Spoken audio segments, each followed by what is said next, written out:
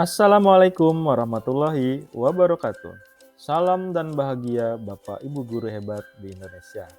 Dalam sesi kali ini bertemu kembali bersama saya Joko Marwanto, calon guru penggerak angkatan 7 Provinsi DKI Jakarta. Dalam sesi kali ini kita akan membahas mengenai koneksi antar materi modul 3.2 berkaitan dengan pemimpin dalam pengelolaan sumber daya. Seperti apa? Mari kita saksikan bersama. Perkenalkan, fasilitator dan pengajar praktik saya. Pertama, Bapak Mahmun Zulkifli, MSI, dan pengajar praktik Ibu Umi Widayati, SPD. Ya, pertama yang akan kita bahas adalah kesimpulan dan implementasi di dalam kelas, sekolah, maupun masyarakat sekitar berkaitan dengan pemimpin pembelajaran dalam pengelolaan sumber daya. Perlu kita ketahui bersama bahwa pada dasarnya sekolah adalah sebuah ekosistem. Jika disebutkan kata sekolah, apa yang terlintas dalam benak kita sebelumnya? Bila kita yang terlintas dalam pikiran hanya guru, murid, maupun gedung sekolahnya secara fisik, berarti pemahaman kita belum terbentuk secara holistik. Karena keberadaan sekolah tidak dapat terlepas dari unsur-unsur lain dalam struktur lingkungan sekitarnya juga. Sekolah adalah sebuah ekosistem. Sekolah adalah sebuah bentuk interaksi antara faktor biotik atau unsur yang hidup di dalamnya dan unsur abiotik atau unsur yang tidak hidup. Kedua unsur ini saling berinteraksi satu sama lain, sehingga mampu menciptakan hubungan yang selaras dan harmonis. Dalam ekosistem sekolah, faktor-faktor biotik akan saling mempengaruhi dan membutuhkan keterlibatan aktif satu sama lainnya. Unsur biotik yang terdapat di sekolah terdiri dari murid, kepala sekolah, guru, staf atau tenaga kependidikan, pengawas sekolah, orang tua, masyarakat sekitar, dinas terkait, atau pemerintah daerah. Selanjutnya, unsur abiotik yang ada di sekolah meliputi keuangan, sarana prasarana, dan lingkungan alam. Selanjutnya, pendekatan berbasis kekuatan atau aset.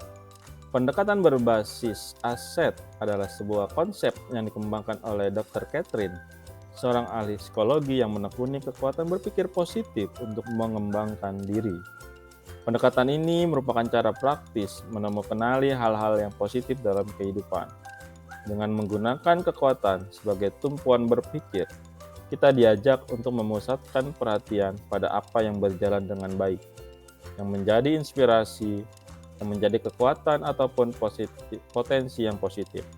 Pendekatan ini berlandaskan kerangka berpikir yang berfokus pada upaya kolaboratif, menemukan hal-hal positif dalam diri seseorang, organisasi, dan dunia sekitarnya, baik dari masa lalu, masa kini, maupun masa yang akan datang.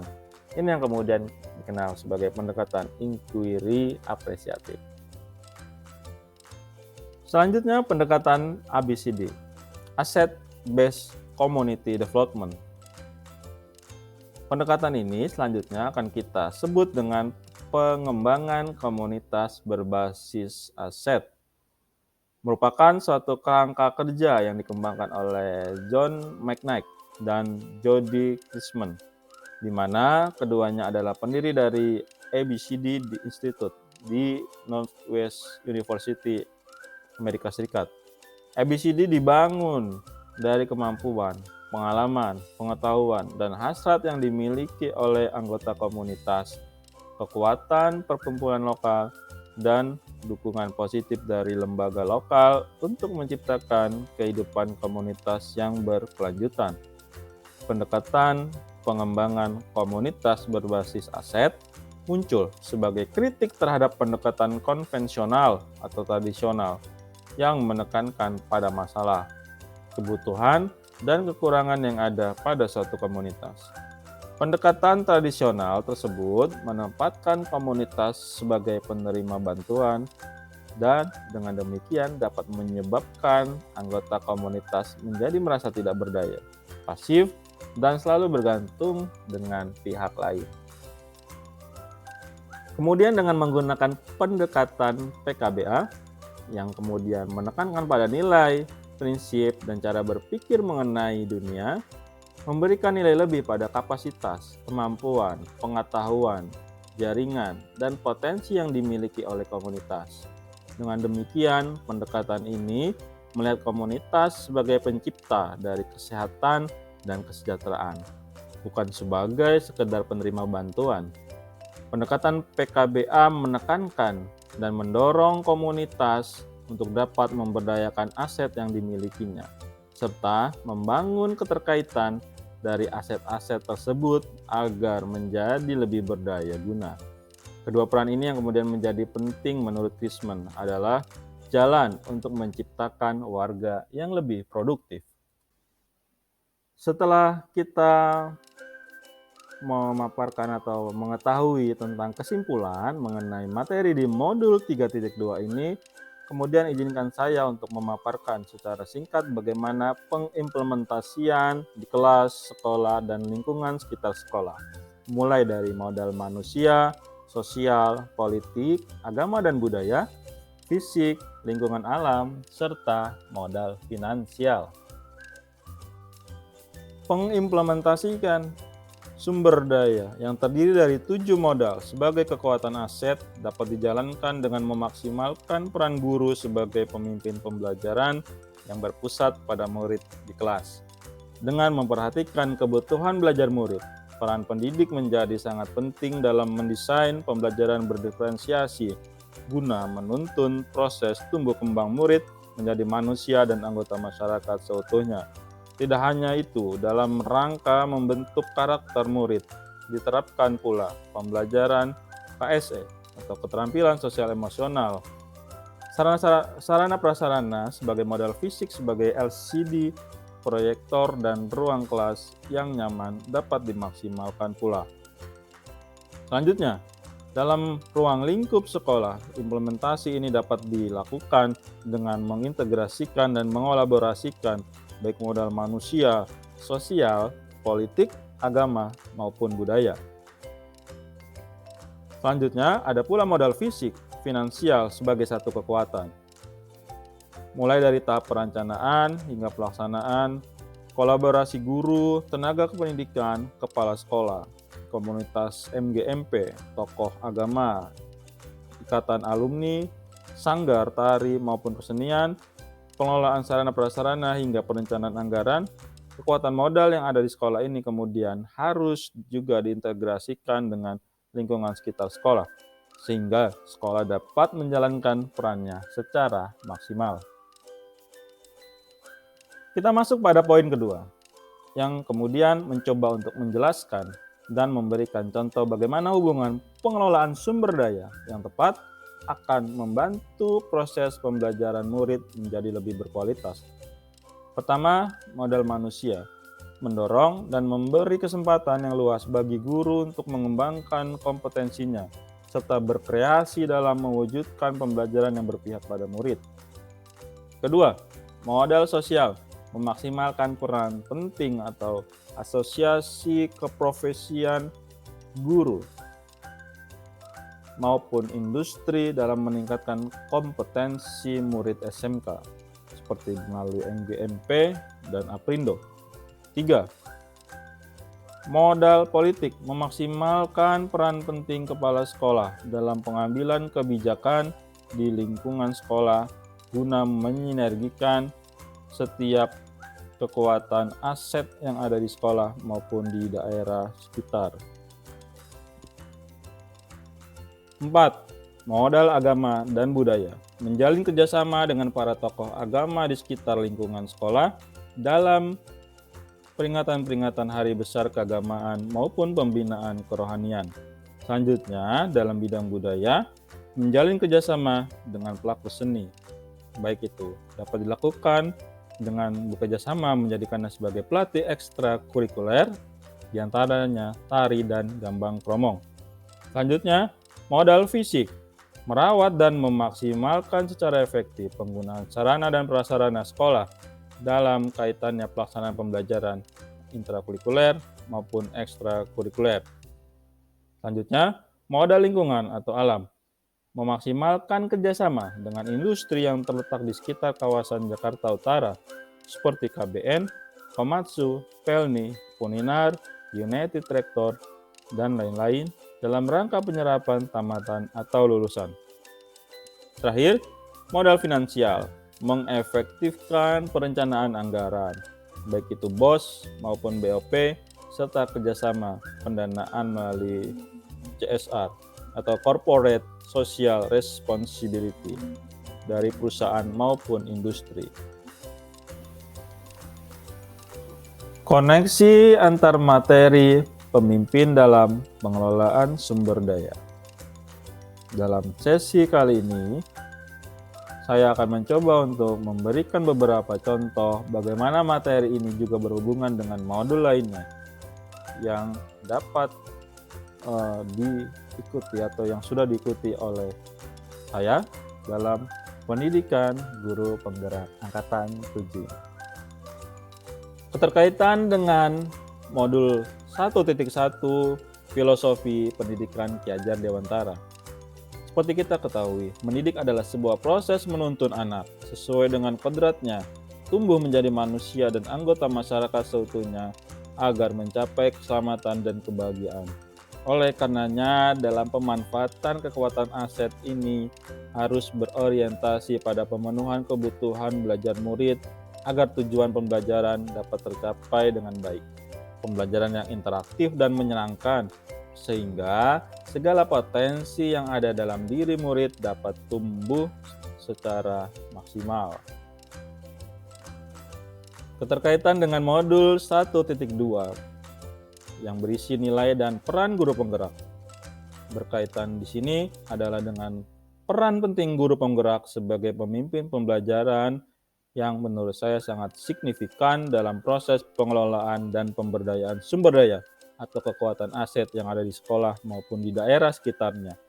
Sekolah sebagai satu ekosistem menjadi satu faktor penting bagi guru penggerak untuk dapat dikelola dalam rangka proses menuntun murid sesuai dengan kodrat alamnya agar menjadi manusia dan anggota masyarakat yang selamat dan bahagia. Pendekatan berbasis kekuatan aset ini akan memunculkan optimisme dalam jalan yang selalu tersedia dalam menghadapi segala tantangan. Keterkaitan dengan modul 1.3 Visi Guru Penggerak. Visi guru penggerak dalam mewujudkan sekolah impiannya tentu memerlukan langkah dan strategi dalam proses pencapaiannya. Kekuatan aset menjadi sebuah pijakan yang dapat dijadikan sebagai modal penting dalam pendekatan yang mengefektifkan pemberdayaan sumber daya yang dimiliki. Fokus pada kekuatan apa yang dimiliki menjadi langkah yang dapat menjadikan cara-cara kemudian ke depannya menjadi lebih kuat. Selanjutnya, keterkaitan dengan modul 1.4 berkaitan dengan budaya positif. Pendekatan kekuatan berbasis aset sebagai sebuah paradigma baru dalam melihat segala sumber daya sebagai kekuatan menjadi sebuah jalan dalam membentuk budaya positif di sekolah. Modal manusia yang ada menjadi penting dalam membentuk kesadaran atau keyakinan bersama bahwa setiap murid tahu mengapa ia harus bersikap berdasar kesepakatan yang ada, sehingga menjadi sebuah nilai positif. Mereka dapat berperilaku sesuai dengan nilai-nilai kebajikan yang ada. Keterkaitan dengan modul 2.1 Pembelajaran berdiferensiasi. Setiap anak memiliki kebutuhan belajar yang berbeda. Untuk itu kemudian pengelolaan sumber daya yang optimal dapat mewujudkan pembelajaran yang berpihak pada murid. Ini menjadi kunci penting, sebab pemenuhan kebutuhan pembelajaran yang ada sehingga potensi anak dapat tumbuh secara maksimal. Selanjutnya keterkaitan dengan modul 2.2 Pembelajaran Sosial Emosional. Ekosistem sekolah adalah tempat yang tidak dapat dipisahkan dalam proses pembelajaran guna menumbuhkan keterampilan sosial emosional murid. Interaksi yang ada di dalamnya meliputi modal manusia, sosial, agama, dan budaya dalam lingkungan atau alam menjadi faktor penting bukan hanya bagi kebutuhan akademik, melainkan kesejahteraan psikologis murid itu sendiri. Keterkaitan dengan modul 2.3, coaching untuk supervisi akademik. Kegiatan coaching menjadi kunci penting dalam menggali dan memaksimalkan setiap kekuatan aset yang ada. Melalui pertanyaan-pertanyaan berbobot, kekuatan yang ada dapat dimunculkan demi mewujudkan pembelajaran yang berpihak pada murid dan sesuai dengan kebutuhan belajarnya. Selanjutnya, keterkaitan dengan modul 3.1, pengambilan keputusan sebagai pemimpin berdasar nilai kebajikan. Sebagai pemimpin, yang dalam setiap pengambilan keputusannya harus didasarkan pada pertimbangan nilai kebajikan universal, maka 7 modal aset menjadi kunci penting dalam melihat segala kemungkinan yang langkah dan keputusannya dapat diambil dengan secara terukur. Dengan memperhatikan sumber daya yang ada, maka keputusan akan menjadi lebih efektif. Selanjutnya pada poin 4, saya akan mencoba untuk memaparkan bagaimana hubungan antara sebelum dan sesudah saya mengikuti modul ini, serta pemikiran apa yang sudah berubah dari diri saya setelah mengikuti proses pembelajaran dalam modul ini. Sebelumnya, yang kerap melekat pada pikiran saya adalah jika mau memaksimalkan dalam mencapai tujuan atau impian dalam sebuah kegiatan atau program yang berkualitas bagi murid adalah dengan sesegera mungkin melengkapi atau memenuhi segala kekurangan sumber daya kita, agar tentunya hasilnya jadi lebih maksimal. Namun sesudah saya mempelajari modul ini, saya menjadi lebih memahami bahwasanya kemampuan mengidentifikasi kekuatan yang ada, khususnya pada sekolah kita, dapat menjadi sebuah keunggulan yang luar biasa, memunculkan rasa optimis, selalu muncul ide-ide baru, hingga pemanfaatan segala sumber daya tentu akan menjadi lebih optimal. Terima kasih Bapak Ibu Guru hebat. Telah sampai kita pada sesi akhir di koneksi antar materi modul 3.2. Terima kasih sudah menyimak materi berkaitan dengan modul 2.3 ini. Salam dan bahagia.